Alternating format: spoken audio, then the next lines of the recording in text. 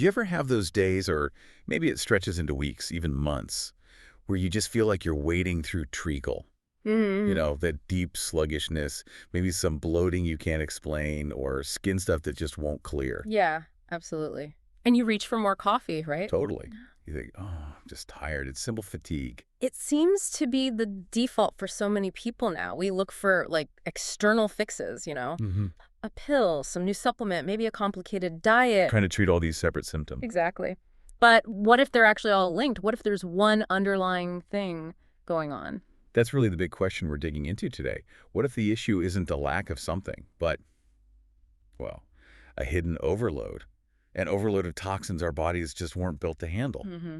So we're doing a deep dive into Dr. Alejandro Junger's book, Clean. It's pretty influential. It really is. And our mission today, for you listening, is to kind of cut through the wellness noise and really understand the core strategy of his program. Because, according to Junger, it's a system designed to help you reclaim energy, vitality, basically by giving your body the right conditions so it can heal itself.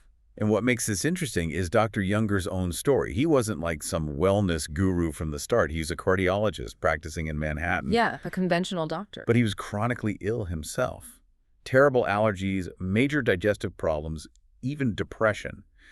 And his own field, conventional medicine, it just wasn't helping him. Zero relief, apparently. And that failure, the fact that standard medicine couldn't fix him, that's what pushed him to look elsewhere. Towards functional medicine, integrated approaches. Right.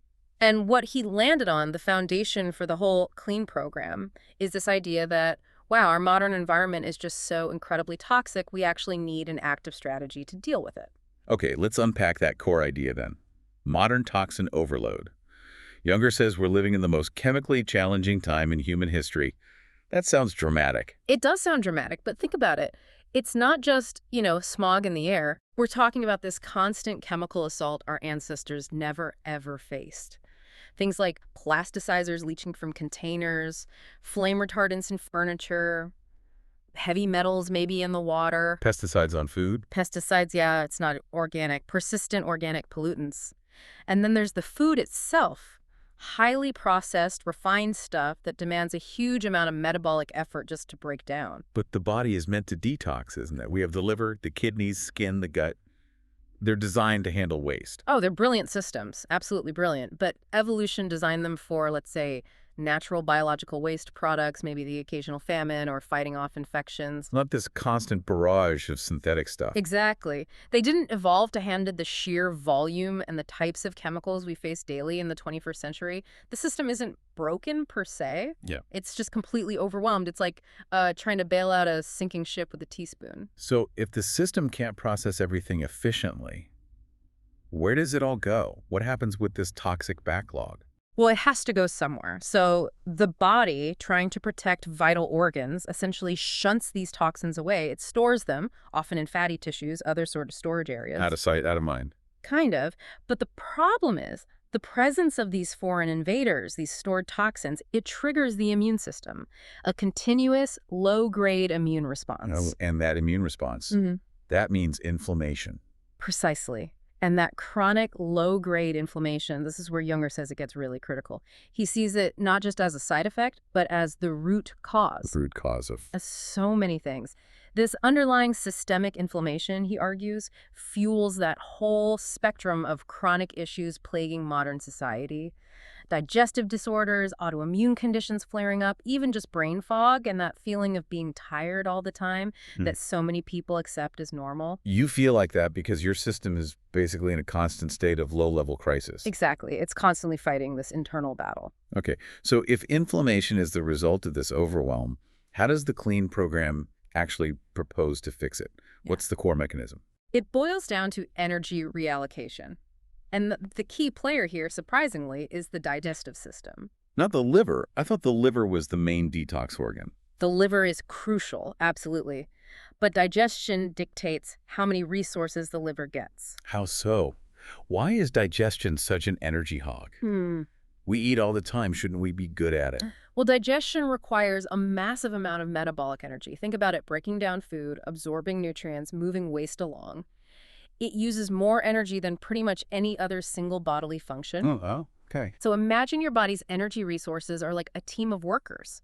If you're constantly eating heavy, complex, processed, maybe inflammatory foods, most of your workforce, maybe 90%, is stuck in the processing department. They're all tied up dealing with the incoming food deliveries. Exactly. They're stuck in the kitchen, like you said before. They're not available for the other critical jobs: deep detoxification in the liver, repairing cells, calming down that chronic inflammation. So there's just not enough energy left over for the cleanup crew. Pretty much. If all the energy is going into processing last night's takeout and this morning's sugary latte, there's very little left for the vital repair and detox work. Right. So the program's goal is to free up the workforce, Yeah. give the digestive system a break, the vacation concept. Yes, exactly. That's the core philosophy. Simplify the food intake dramatically for a set period, 21 days. And by simplifying, You instantly liberate this huge pool of energy that was tied up in digestion, and this freed up energy, it gets immediately redirected the liver, the kidneys. to the liver, kidneys, the cellular detox pathways. It allows your internal cleanup crew to finally get to work properly, finding, neutralizing, and eliminating those stored toxins that have been building up. Like an internal spring cleaning. A deep spring cleaning. But you have to stop making a mess first, right? Stop bringing in the difficult stuff so the cleaning can actually happen. Okay, let's get practical then. The blueprint. If this energy shift is the key, what does the 21-day clean program actually look like day to day? How do you make this happen? The structure is surprisingly simple, but that's part of its power. It's non-negotiable for the 21 days. The core is what he calls the liquid-solid-liquid approach. Liquid, solid, liquid. Okay, walk us through a typical day. All right. You start the day with a liquid meal. Think a nutrient-packed smoothie or maybe a fresh juice. The point is, it floods your system with vitamins, minerals, easy-to-absorb stuff without demanding heavy digestive work. Easy on the system first thing. Right. Then, lunch is your one solid meal of the day, and this has to come from the approved clean diet food list. We'll get to that. Okay. And then, dinner is another liquid meal, often a blended vegetable soup, maybe another smoothie designed for the program. That structure feels very intentional, especially the liquid dinner, then sleeping, then a liquid breakfast. That's absolutely key. He calls it the 12-hour advantage. The 12-hour advantage. Yeah, by having those two liquid meals, bookending your solid lunch, you pretty much guarantee at least a 12-hour window where your digestive system gets a complete rest overnight and into the morning. Ah, I see. It extends that natural overnight fast. Exactly. And that extended rest period, combined with the easier load during the day, maximizes the time your body has for repair, for rest, and for that deep detoxification. It's shifting the body from constantly digesting to actually healing. Okay, let's talk about that solid lunch and the eliminations. This is where people listening might start getting nervous. What can you eat for that lunch? And maybe more importantly, what can't you eat for 21 days? Right. The lunch needs to be anti-inflammatory and supportive. So the yes list includes things like lean protein chicken, fish, turkey, lots and lots of non-starchy vegetables, healthy fats like avocado, olive oil, and certain gluten-free grains are okay, like brown rice or quinoa. Basically nutrient-dense, but easy to handle. Okay, sounds reasonable. Now, Definitely. the no list, the hard part. What gets completely cut out for those 3 weeks to really lower the burden? This is the tough love part. You remove the biggest known triggers for inflammation and allergies. That means no gluten, no dairy, no refined sugar, no alcohol. And the one that often gets the biggest reaction, no caffeine. Okay, wait. Stop right there. Gluten, dairy, sugar, alcohol. That's already a huge shift for most people. But adding caffeine to that list for 21 days simultaneously. Yeah. That sounds less like a gentle cleanse and more like guaranteed withdrawal headaches and feeling absolutely miserable. How does Junger frame that? Because that's a massive barrier for people. It's a huge barrier, and he acknowledges that. He's very clear. Yeah. The first few days, especially giving up caffeine, can be rough. There might be headaches, fatigue, serious cravings. Understatement of the year for some. Right. But he reframes it. It's not about punishment or just drastically cutting calories like a crash diet. It's about strategic diagnostics. Diagnostics. How so? By systematically taking out these really common, often problematic substances, the stimulants, the allergens, you dramatically reduce the immediate noise and burden on your system. You let things calm down. And those withdrawal symptoms people fear. Junger argues they're actually proof. Proof of what? Proof of dependency, proof of how much your body was relying on or reacting to those substances. The headache isn't just a lack of caffeine, it's your body readjusting, showing you the extent of the impact caffeine was having. Ah, okay. So the withdrawal is kind of like data collection. It reveals your body's sensitivities. Exactly. It shines a light on your personal triggers. The whole point isn't just to suffer through 21 days, but to heal the gut lining, quiet the immune system down so that when you do reintroduce foods later, one by one, you can clearly see what serves your body well and what doesn't. It builds awareness. Got it. That makes sense. It's about getting a clean slate to understand your own biology better long term. That's the idea. So this clearly isn't just a diet plan then. It sounds like a much more holistic intervention. No, absolutely. Junger is really insistent on this. You can't fully detoxify your body if you're simultaneously soaking it in stress hormones. He considers emotional stress to be just as toxic in its own way as pesticides or processed food. Why? How does stress specifically get in the way of the physical detox process? Well, think about the stress response. When you're chronically stressed, work deadlines, family issues, whatever your body pumps out cortisol. The fight or flight hormone. Exactly. Cortisol signals an emergency. And when your body thinks there's an emergency, its priorities shift completely to immediate survival. Fight, flight, freeze. Okay.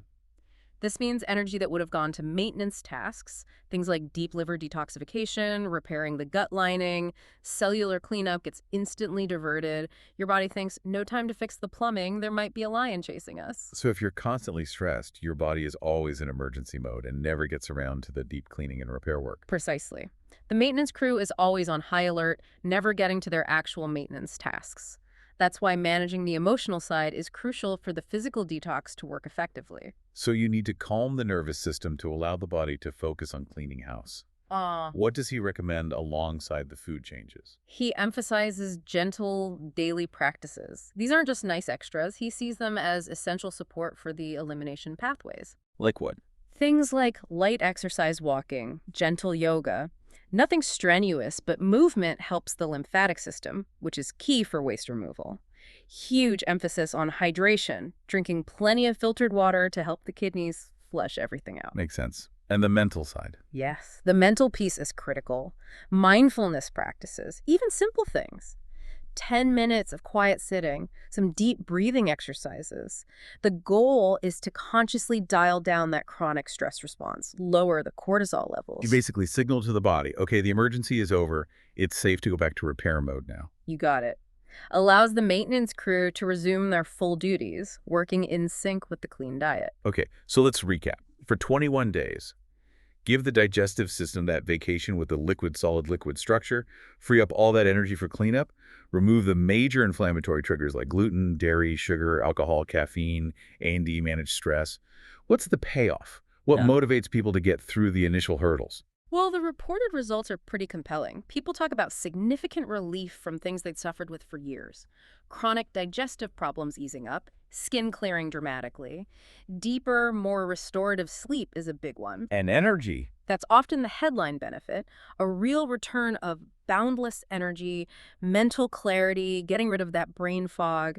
People describe moving from just sort of surviving day to day to actually feeling like they're thriving again, a renewed sense of well-being. So connecting this back to the bigger picture, the real aim isn't just taking off 21 days, is it? It's about what you learn. Absolutely. The 21 days are like hitting the reset button on your system, but the true win is the awareness you gain afterwards. Identifying your specific trigger foods, understanding how your body feels when it's not constantly bombarded, and then using that knowledge to build a new, more sustainable relationship with food and your own body's needs. That's a really powerful framework. This idea that the body has this amazing innate ability to heal itself. It really does. Sometimes it just needs the chance. It needs the resources freed up and the constant triggers removed. Which brings up a really interesting question for you listening right now. If that constant digestive load and chronic stress are maybe the biggest drains on your body's repair resources, where in your own daily life might you be unknowingly blocking that energy? Is it the food choices, the constant rushing, the emotional stress? Where might your body be asking for that kind of strategic reset? Something to think about.